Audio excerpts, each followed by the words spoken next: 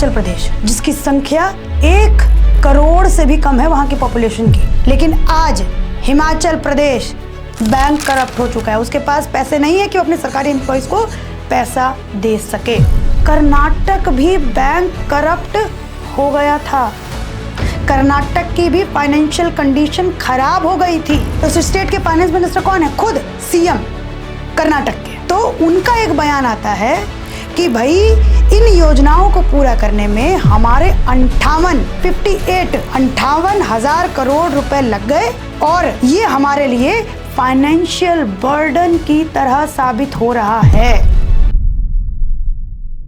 जितनी चादर उतना ही पैर फैलाना चाहिए, ये मुहावरा हम सभी ने सुना है, लेकिन ये मुहावरा आज के हिमाचल प्रदेश गवर्नमेंट के ऊपर एकदम सटीक बैठता है। आपको अगर मैं आज के हिमाचल प्रदेश की हालत बताऊं तो आप लोग हैरान हो जाएंगे। पहले तो मैं आपको ब्रेकिंग बता देती जो आप हर न्यूज़ चैनल, हर मीडिया चैनल में सुनेंगे। उसके बाद मैं आपको बताऊंगी कि हिमाचल प्रदेश की ये हालत क्यों हुई है। तो आपको ब्रेकिंग बताऊं, 2 महीने तक खुद मुख्यमंत्री, उनके ministers, chief parliamentary secretary, chairperson, vice chairperson of board and corporations, ये लोग सैलरी नहीं लेंगे। जो बिजली की सब्सिडी दी गई थी वो भी ख़त्म की जा रही है, क्योंकि सरकार के पास उतने फंड नहीं है कि वो खर्च कर सके। ये ब्रेकिंग न्यूज़। आपको मैं एक जानकारी बताती हूँ हिमाचल प्रदेश के संदर्भ में। हिमाचल प्रदेश में आज से जो भी बच्चा पैदा होगा उसके ऊपर, हर बच्चा, जो भी बच्चा पैदा होगा उसके ऊपर 1,02,818 रुपए का कर्ज है। मतलब जो बच्चा हिमाचल प्रदेश में पैदा हो रहा है, उसने अभी बस नई नई सांस लेनी सीखी है, उसके ऊपर 1 लाख रुपए से ऊपर का कर्ज सरकार के द्वारा है। और 5th हाईएस्ट डेप्ट स्टेट है, मतलब 5वां सबसे बड़ा वो प्रदेश है जिसके ऊपर कर्ज है। 5वां सबसे बड़ा हिमाचल प्रदेश। इतना छोटा सा है हिमाचल प्रदेश, जिसकी संख्या 1 करोड़ से भी कम है वहाँ की पॉपुलेशन की। और सोचिए, वहाँ पे जो भी बच्चा पैदा होगा अब उसके ऊपर 1 लाख रुपए का कर्ज होगा। और 5वां सबसे बड़ा प्रदेश बन चुका है जिसके ऊपर कर्ज है। सबसे बड़ा प्रदेश बन चुका है 5वां। अब हम आते हैं इसके कारणों के ऊपर कि कारण क्या क्या है।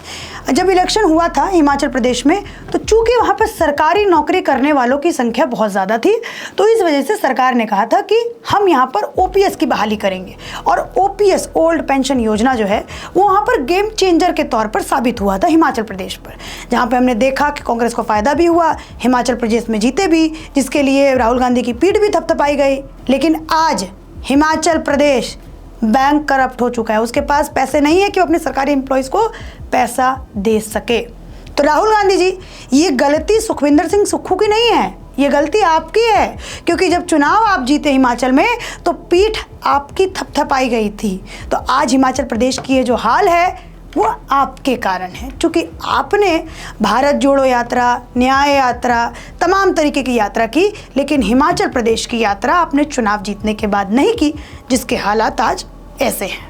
अब एक और आपको इंटरेस्टिंग फैक्ट बताती हूँ। हर किसी स्टेट का जो उसका, आप कह लीजिए कि उसकी हालत कैसी है, वो निर्भर करता है एक फैक्टर के ऊपर जिसका नाम है कमिटेड एक्सपेंडिचर। मतलब वो खर्च जो किसी भी राज्य के लिए ज़रूरी है। आप ये समझिए, राज्य के लिए उसके गवर्नमेंट एम्प्लॉयज़ को सैलरी देना ज़रूरी है, पेंशन्स को देना ज़रूरी है, और दूसरा, अगर राज्य ने बहुत सारे मतलब लोन ले रखे होते हैं उनको पूरा करना ज़रूरी। ये 3 खर्च ऐसे हैं जो कमिटेड एक्सपेंडिचर में आते हैं। और इसके ऊपर आप समझिए, हिमाचल प्रदेश जो है वो अपना धन कोष का 80% खर्च करता है। अब आपको लग रहा होगा ये तो अच्छी बात है, इनके ऊपर वो 80% खर्च कर रहा है। नहीं, आप इसको इस तरीके से समझिए। मान लीजिए आपकी तनख्वाह है 1 लाख रुपए, और आपके लिए जो कमिटेड एक्सपेंडिचर है, मान लीजिए आपका घर का रेंट देना है, घर में राशन लाना है, बच्चों की स्कूल का फीस भरना है, और उसमें आपके पैसे खर्च हो जा रहे हैं 80,000 रुपये। मतलब 80% आप कमा के ला रहे हैं 1 लाख रुपए, आपका 80% उसमें खर्च हो गया, ग्रॉसरीज पर, बच्चों की फीस पे, फिर उसके बाद होम रेंट पे। तो आपके पास बचते हैं केवल मात्र 20,000 रुपये। अब इस 20,000 रुपये में इतनी महंगाई में क्या करेंगे आप? तो सोचिए, हिमाचल प्रदेश जहाँ पे कांग्रेस की गवर्नमेंट है, कांग्रेस जो है वो महंगाई का रोना रोती है कि महंगाई सरकार ने बहुत कर दिया। तो जी आपकी स्टेट, आपका गवर्नमेंट, और इतनी महंगाई में इतना 20% पैसे बच रहे, कैसे डेवलपमेंट होगा हिमाचल प्रदेश का? ये सवाल आज कांग्रेस पार्टी से करना बनता है। एक और आपको इंटरेस्टिंग फैक्ट बताऊं, अभी अभी 1 साल पहले जब 23 में चुनाव हुआ, कर्नाटक में चुनाव हुआ था, और कर्नाटक में चूंकि सीट्स ज़्यादा है, हिमाचल प्रदेश में सीट्स ज़्यादा नहीं थी, तो इसको एक आप ये भी कह सकते हैं उतना बड़ा चुनाव नहीं। कर्नाटक भी बैंक करप्ट हो गया था, कर्नाटक की भी फाइनेंशियल कंडीशन खराब हो गई थी। जो योजनाएं सरकार ने बोला था अपने मैनिफेस्टो में कि जी हम गृह लक्ष्मी योजना आपको धन देंगे, और भी मैं लेकर के आई हूँ वहाँ सारी चीज़ें, और 3,000 हम हर ग्रेजुएट यूथ को देंगे, 1,500 डिप्लोमा होल्डर्स को देंगे, 10 kg हम फ्री राइस देंगे, 200 यूनिट फ्री देंगे। इन सब के ऊपर टोटल खर्च आपको मालूम है कितना लगता है? 60,000 करोड़ रुपए। 60,000 करोड़। हम आपने तो कभी एक करोड़ साथ में देखे भी नहीं है। 60,000 करोड़ सिर्फ इन योजनाओं को पूरा करने में। मतलब जो एक रेवड़ी जिसको बोला जाता है, अब आज के चुनाव, आज के अगर हम पॉलिटिक्स की बात करें, तो इन रेवड़ियों को पूरा करने में 60,000 करोड़ रुपए की लागत आती है। ये हमारे देश की फाइनेंस मिनिस्टर ने बताया, मतलब निर्मला सीतारमण जी ने उस समय चुनाव में बोला था, और ये भी किया था, आगाह किया था स्टेट को कि अगर आप इन योजनाओं को पूरा करेंगे तो आप अपने पास कम से कम 60,000 करोड़ रुपए रखिएगा, कम से कम। उसके बाद जो है आप डेवलपमेंट के लिए तो पैसे छोड़ ही दीजिएगा, क्योंकि आपको ये पहले योजनाएं पूरी इनको लागू करने में इतना खर्च लगेगा, और बाकी पैसा भी होना चाहिए ताकि आप स्टेट का डेवलपमेंट कर सकें। फिर जब सरकार चुनी जाती है, राहुल गांधी की पीठ थपथपाई जाती है, राहुल गांधी मीडिया के सामने एकदम हीरो बन के सामने आते हैं कि भाई चुनाव उन्होंने जितवाया कर्नाटक का, हिमाचल का। तो क्या निकल करके आता है सामने कुछ महीनों के बाद कि वहाँ के जो फाइनेंस सेक्रेटरी हैं वो खुद बताते हैं, फाइनेंस सेक्रेटरी वो छोटी मोटा ओहदा नहीं है किसी भी स्टेट का फाइनेंस सेक्रेटरी का, मतलब फाइनेंस मिनिस्टर के नीचे होता है, वो सीधा उनको रिपोर्ट करते हैं फाइनेंस मिनिस्टर को उस स्टेट के। और उस स्टेट के फाइनेंस मिनिस्टर कौन है? खुद सीएम कर्नाटक के। तो उनका एक बयान आता है कि भाई इन योजनाओं को पूरा करने में हमारे 58,000 करोड़ रुपए लग गए, और ये हमारे लिए फाइनेंशियल बर्डन की तरह साबित हो रहा है। ये हमारे लिए एक बोझ है, फाइनेंशियल बोझ है। ये बात खुद कर्नाटक के फाइनेंस सेक्रेटरी ने बात कही। तो राहुल गांधी जी, ये आपसे सवाल है कि जब इतना फंड नहीं था तो आपने घोषणाएं क्यों की? एक गरीब को राशन देने में, महिलाओं को पैसे देने में मैं उसका विरोध बिल्कुल नहीं करती, लेकिन आप कम से कम अपने स्टेट का चादर तो देख लेते, कितना फैला है, कितना बड़ा है, उसके बाद आप पैर पसारते। और उसका आपको मालूम है खामियाजा क्या भुगतना पड़ा कर्नाटक को? आज बेंगलोर के अंदर पानी की कमी है, पानी की इतनी किल्लत है जिसका वीडियोस हमने देखा सोशल मीडिया पिछले दिनों कि कितनी वीडियोस वायरल हुई। एक बूंद पानी के लिए लोग वहाँ पे तरस रहे हैं। मेरे खुद रिश्तेदार बेंगलोर में रहते हैं और वो मुझे बताते हैं कि कितना पानी का क्राइसिस है वहाँ पर, वाटर क्राइसिस है, सड़कों की हालत ठीक नहीं है। और बेंगलोर आईटी सेक्टर है, आईटी हब है, बड़ी बड़ी कंपनियाँ बेंगलोर के अंदर हैं, बार बेंगलोर के अंदर हैं, लीकर टैक्स उन लोगों को बहुत ज़्यादा आता होगा, स्टेट को लीकर से जो टैक्स आता है वो ज़्यादा आता होगा। इसके बावजूद कर्नाटक को पॉलिटिकल क्राइसिस का सामना करना पड़ता है। और अभी अभी तो हमें पता ही है, खुद सीएम के ऊपर करप्शन के आरोप हैं। तो ये 2 स्टेट मैंने आपको कांग्रेस रूल्ड स्टेट का बता दिया। अब मैं आपको यहाँ पर एक बात बताना चाहती हूँ जो बेहद ज़रूरी है, जो शायद इन दोनों ही स्टेट्स को, हिमाचल प्रदेश मैंने बताया कमिटेड एक्सपेंडिचर लगभग 80%, कर्नाटक का कमिटेड एक्सपेंडिचर लगभग 60%। अब मैं आपको यहाँ पर एक और स्टेट का एग्जाम्पल देना चाहती हूँ जहाँ पर कुछ सालों पहले कांग्रेस राज किया करती थी, यूडीएफ की सरकार वहाँ पर थी, जिस स्टेट का नाम है केरल। आज वहाँ की हालत पता है कैसी है? श्रीलंका जैसी हालत है वहाँ पर। जैसी श्रीलंका आज भुखमरी के हाल में है, वैसे ही केरल इतने पढ़े लिखे होने के बावजूद, हम केरल के बारे में क्या सुनते हैं, 90% एजुकेशन है वहाँ पर। सबसे ज़्यादा साक्षर अगर लोग कहीं पाए जाते हैं तो वो केरल के लोग पाए जाते हैं। लेकिन आज केरल का अगर फाइनेंशियल कंडीशन आप देखेंगे तो बहुत बेकार है। उसका सबसे बड़ा कारण कि वहाँ की सरकार, जब उन्होंने सरकार संभाली तो उन्होंने खर्च बहुत ज़्यादा किया। अपने गवर्नमेंट एम्प्लॉयज़ का उन्होंने सैलरी हाइक की ताकि उनके वो वोटर्स बने रहें। पब्लिक रिसोर्स पर उन्होंने ज़्यादा पैसे खर्च नहीं किए। उन्होंने उस तरीके से प्लान नहीं किया अपने खर्च को। जब हम ये बात तो हम लोग भी समझते हैं, हम कोई देश बड़ा नहीं चलाते। हम जो महिलाएं कुछ वीडियो देख रही होंगी वो भी इस बात को समझती होंगी। अगर घर का बजट आपको देख करके चलना तो आपको देखना पड़ता है कि आप कितना कमा के लाते हो, अगर आप अर्निंग हो तो आपके पति कितना कमा करके लाते हैं, और दोनों को आप मिलाते हो, इकट्ठा करते हो, उसके बाद आप घर का बजट तैयार करते हो कि हम 50 रुपये का साबुन इस्तेमाल नहीं करते, 20 रुपये का साबुन इस्तेमाल करेंगे तो हम 20 रुपये का ही करेंगे, ये हमारे बजट में है।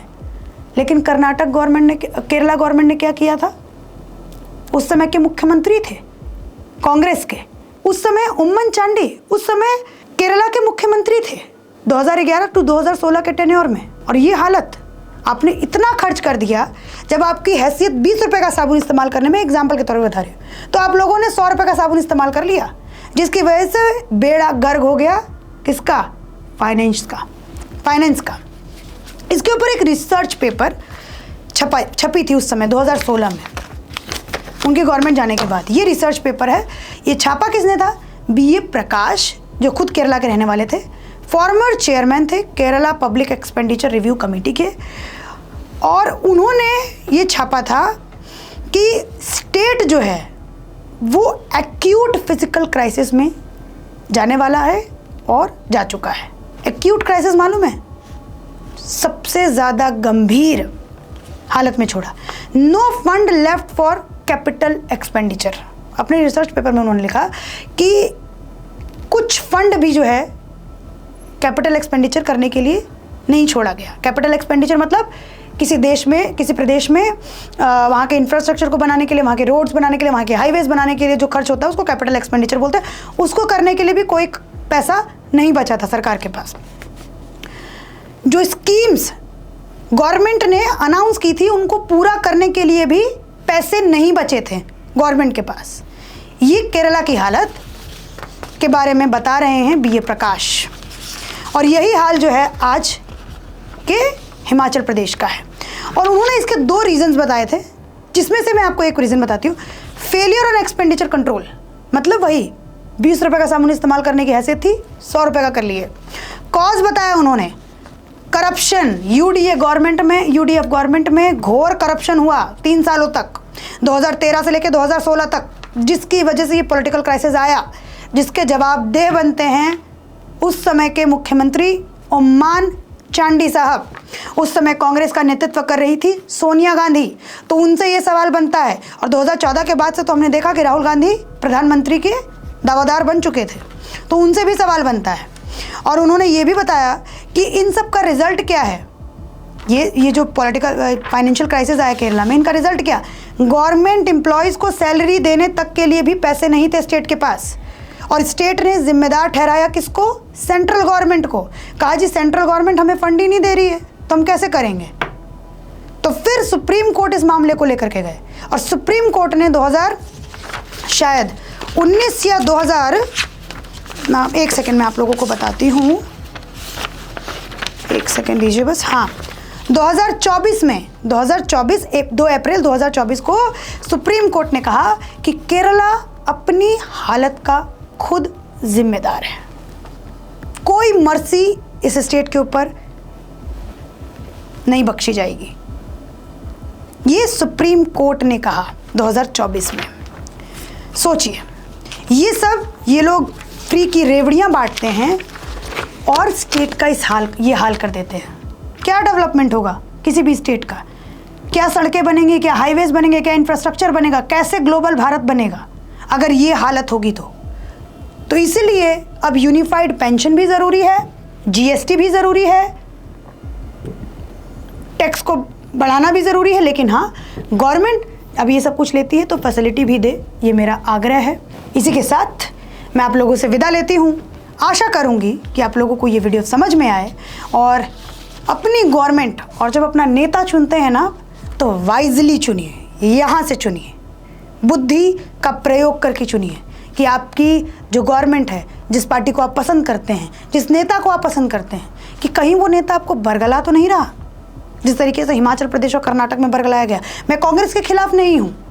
मध्य प्रदेश का इलेक्शन भी मैंने कवर किया। मैंने मध्य प्रदेश का भी कैपिटल कमिटेड एक्सपेंडिचर चेक किया कि कितना है, क्योंकि वहाँ पर भी शिवराज सिंह चौहान जी की तरफ से रेवड़ियाँ बांटी गई, महिलाओं को पैसे दिया गया लाडली बहन योजना के तहत। लाडली बहन योजना के तहत वहाँ पर भी पैसे, लेकिन वहाँ पे केवल मात्र एमपी का 48% ही है कमिटेड एक्सपेंडिचर, जो आपको स्क्रीन पर दिख रहा होगा।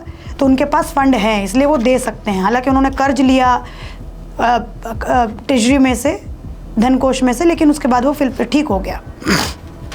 लेकिन ये समझना चाहिए, आप सरकार बनाने की लालच में आकर के आप जातीय जनगणना की बात करते हैं। जब आपकी सरकार रहती है आप जातीय जनगणना क्यों नहीं करते? इतने सालों तक आपकी सरकार रही, जिस स्टेट में आपकी सरकार है वहाँ जातीय जनगणना कर लीजिए। और जिस स्टेट में आपकी सरकार है वहाँ पे क्यों फाइनेंशियल क्राइसिस हो रहा है? ये बहुत बड़ा सवाल आज कांग्रेस पार्टी से पूछा जाना चाहिए, बहुत बड़ा सवाल है। इसी के साथ, इन सभी सवालों के साथ मैं इस वीडियो को समाप्त करती हूँ। आप लोगों को जो भी इस वीडियो को सुन करके लगे वो मुझे कमेंट करके ज़रूर बताइए। धन्यवाद।